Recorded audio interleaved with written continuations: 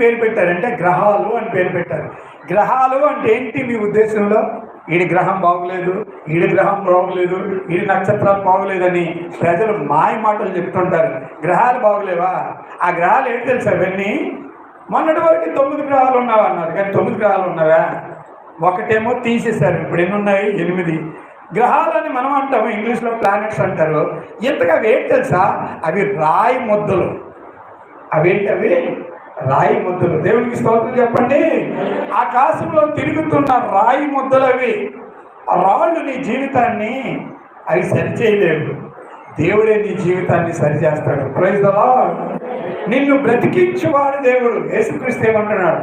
నేను బ్రతికించెదను, నీ వాక్యమే నన్ను బ్రతికించెను. హల్లెలూయా.